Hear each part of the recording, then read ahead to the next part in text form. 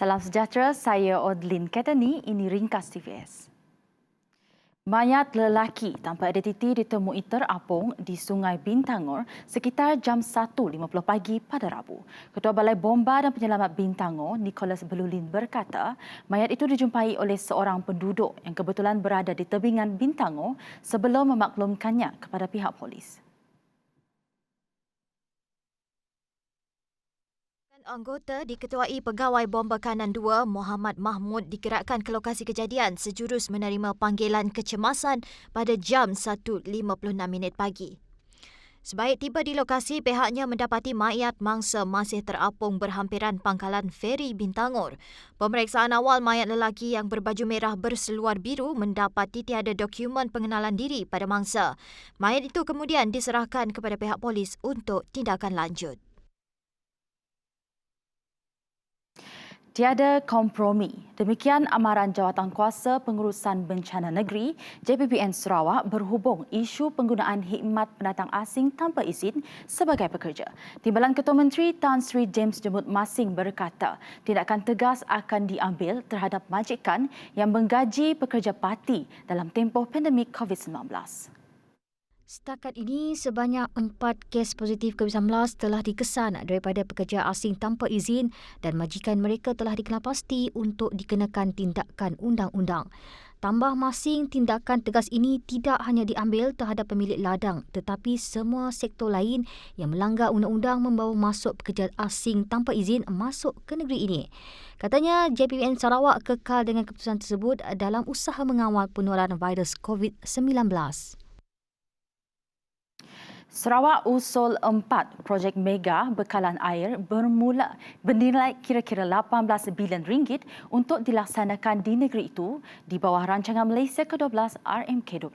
Projek itu termasuk Pelan Induk Bekalan Air Sarawak dan program Grid Bekalan Air Sarawak melibatkan projek sambungan paip kepada komuniti serta pelaksanaan bekalan air luar bandar alternatif Sarawak SAWAS di kawasan terpencil di pedalaman. Menteri Utiliti Datuk Dr. Stephen Rundi Utom berkata, kementeriannya juga telah melaksanakan program pengurusan air tanpa hasil NRW yang menyeluruh bagi mengurangkan kadar NRW kepada 25% di Sarawak.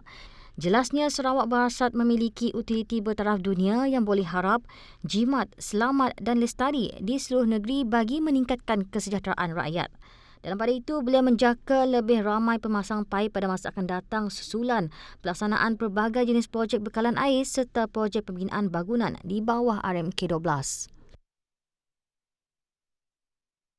Kementerian Kebajikan Kesejahteraan Komuniti, Wanita, Keluarga dan Pembangunan Kanak-kanak KWKPK mendedahkan seramai 763 kanak-kanak dilaporkan menjadi mangsa jenayah seksual berdasarkan statistik yang direkodkan yang melibatkan kanak-kanak perempuan dan lelaki berusia 18 tahun ke bawah dalam tempoh 4 tahun sejak 2016. Menterinya Datuk Sri Fatimah Abdullah berkata jumlah berkenaan adalah sepanjang tempoh 2016 hingga 2019 yang meningkat saban tahun. Bagaimanapun, jumlah jenayah seksual membabitkan kanak-kanak sepanjang tempoh Januari hingga Oktober 2020 dilaporkan 163 kes yang menunjukkan penurunan 18% berbanding 199 kes dalam tempoh sama iaitu Januari hingga Oktober 2019.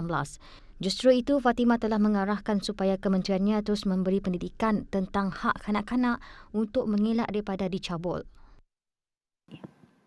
Kementerian Kesihatan KKM meluluskan peruntukan 300 juta ringgit bagi melaksanakan projek baharu di bawah projek Rolling Plan pertama di Sarawak tahun depan. Ketua Setiausaha KKM Datuk Seri Dr. Chen Chow Min berkata, projek berkenaan akan merangkumi pembinaan klinik baharu serta menaik taraf beberapa hospital dan klinik sedia ada. Menurutnya, banyak projek baharu yang akan dilaksanakan dengan adanya peruntukan sedemikian. Malah Dr. Chen memaklumkan bahawa beliau telah meluluskan sejumlah RM500,000 dengan tujuan menaik taraf pagar hospital Dalat. KKM juga katanya akan memperuntukkan sejumlah dana untuk menaik taraf klinik lama di Sepau. Ini berikutan Timbalan Ketua Menteri Dato' Ahmad Douglas Ugah Embas membangkitkan masalah klinik Sepau dan seterusnya mencadangkan untuk membina sebuah klinik baharu. Selain itu, beliau turut memaklumkan bahawa KKM telah meluluskan spek imbasan tomografi berkomputer dengan kos RM14 juta yang digunakan dalam rawatan kanser. Duty excise bagi peranti rokok elektronik, peranti rokok bukan elektronik dan cecair atau gel rokok elektronik termasuk tanpa nikotin dikenakan semasa pengimportan dan pelepasan daripada penghilang tempatan yang berkuat kuasa mulai 1 Januari depan. Ketua Pengarah Kastam Datuk Sri Abdul Latif Abdul Kadir berkata peranti rokok elektronik dan peranti rokok bukan elektronik akan dikenakan duty excise pada kadar ad valorem 10% manakala cecair atau gel rokok elektronik dan cecair gel vape yang tidak bernikotin pada kadar 40 sen bagi setiap mililiter.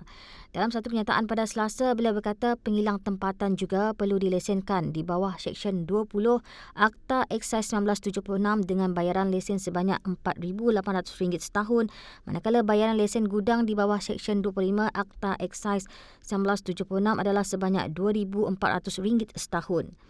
Menurut Abdul Latif, antara dokumen yang diperlukan ialah surat permohonan lesen eksais, borang JKDM nombor 1, sijil pendaftaran perniagaan atau syarikat di bawah Suruhanjaya Syarikat Malaysia, SSM atau pihak berkuasa tempatan untuk Sabah, Sarawak dan wilayah Persekutuan Labuan.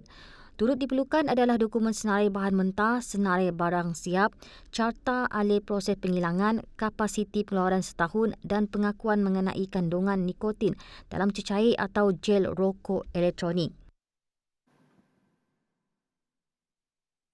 Malaysia perlu mempunyai keupayaan membangunkan vaksin sendiri pada masa depan. Ia bagi mengelakkan negara terpaksa bergantung kepada pihak luar sekiranya berlaku wabak baharu. Menurut Pengarah Pusat Penyelidikan dan Pendidikan Penyakit Berjangkit Tropika Tidrik Universiti Malaya, Profesor Dr. Zazali Abu Bakar, negara mempunyai ramai pakar dalam membangunkan penyelidikan mengenai vaksin tetapi terbantut oleh kekangan teknologi dan kos yang tinggi. Katanya, vaksin COVID-19 sebagai contoh kini boleh dibangunkan dalam masa tidak sampai setahun dengan menggunakan teknologi terkini berbanding teknologi lama yang memakan masa 8 hingga 15 tahun. Kos membangunkan vaksin, ya, jangka pendeknya adalah tinggi. Ya, sebab seperti saya katakan, kalau kita menggunakan teknologi lama itu ia akan mengambil 8 hingga 15 tahun. Ya, jadi itu jangka masa yang lama. Jadi jika kita nak berkecimpung dalam teknologi yang terkini, kita terpaksa mengeluarkan wang yang tinggi juga, belanja yang tinggi. Beliau kata demikian dalam program Ruang Bicara bertajuk Inovasi Vaksin Pandemik terbitan Bernama TV. Baik, laporan itu tadi mengakhiri ringkas TVS untuk jam ini. Teruskan kesetiaan anda bersama kami. Ingat, peperangan kita menentang COVID-19 masih belum selesai. Jaga kebersihan diri, jaga penjarakan fizikal dan patuhi SOP yang telah ditetapkan. Kita mampu melakukannya. Saya Odlin Katani, salam hormat dan jumpa lagi.